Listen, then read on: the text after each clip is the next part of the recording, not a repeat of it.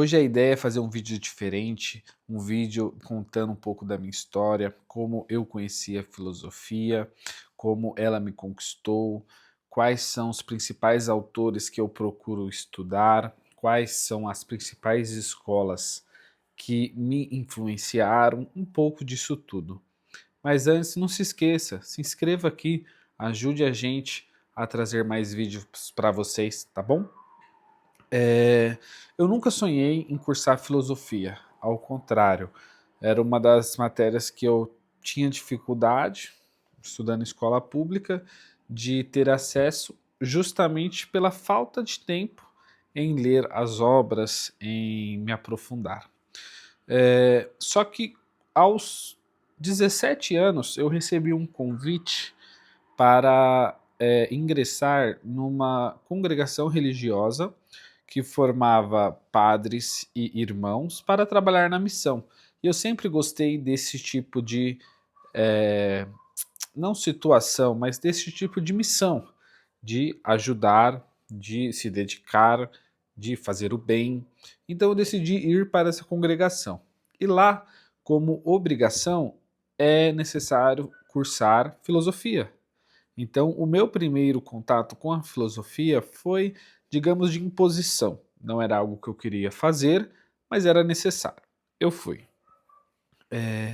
E a partir daí a história da minha vida mudou. A minha mente abriu de tal forma que é inexplicável. Como que algo tão do dia a dia, que a gente não percebe, que a gente não para analisar, tem um impacto gigantesco na nossa vida. É, eu estudei em Curitiba, na Faculdade Vicentina, e lá fiz o meu bacharel e pós-graduação.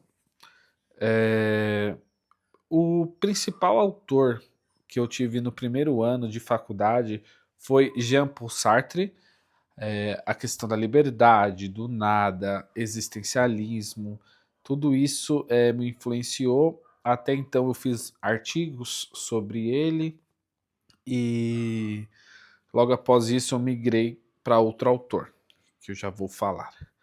Mas a faculdade, espetacular, professores espetaculares, inteligentíssimos, e o mais legal é que a minha turma, ela era muito ativa, né? Nós não concordávamos 100% com os professores, apesar de sermos novos, mas pegamos tanto gosto que a gente se via no direito, porque estudávamos muito, de, olha, eu não acho que foi dessa forma. Vamos, eu acho que foi diferente. Alguns professores não gostavam? Não. Ego, é, enfim. Mas outros super gostavam. E como diz Nietzsche, um bom discípulo, ele não permanece discípulo a vida inteira, ele se torna mestre. Então, essa é a ideia um pouco aí da questão da filosofia. É, logo após Sartre, eu me identifiquei muito com Ludwig Wittgenstein, um filósofo austríaco que fala muito sobre, apesar de não falar, ele traz muito nas suas obras sobre o místico, sobre o sentido da vida, sobre ser uma pessoa genial, genial não no sentido intelectual, mas no sentido ético da palavra, no sentido de ser uma pessoa boa, de todos os dias ser uma pessoa melhor, né? Ele era uma pessoa assim muito conturbada, que pensava em suicídio constantemente, e acredito que essa busca pelo sentido da vida fez com que ele fosse se tornando uma pessoa melhor todos os dias. Então, foi isso que me fisgou na filosofia dele, que eu tenho até mesmo uma essa tatuagem aqui, é a sétima proposição do Tractatus. Sobre aquilo de que não se pode falar, deve-se calar. E além disso, que eu dirijo os meus estudos hoje, eu organizei alguns livros com professores, né?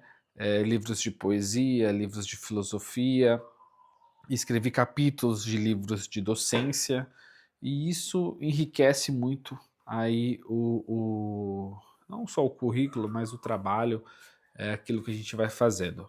E após a filosofia, eu decidi não continuar nessa congregação por conta de uma escolha, né?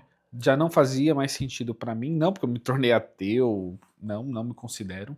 Ao contrário, eu realmente acredito que exista algo que nos condiciona, que nos direciona, talvez, apesar de não ser fácil explicar.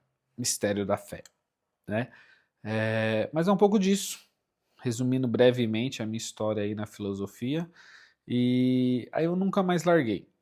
Tenho a minha humilde estante, que já está ficando pequena, muitos livros em pé, um montuado no outro. Tenho que colocar um espaço maior, porque é uma coisa que eu nunca mais quero largar. Né? Existe um trava-língua que diz: eu do livro não me livro e nem quero me livrar. Se do livro eu me livro, como livre vou ficar. Né? Então, essa é a ideia. Então, o livro para nos manter livres. Tá bom? Um pouquinho aí da minha história. No outro vídeo eu conto um pouco mais sobre algum outro ponto. Até o próximo vídeo.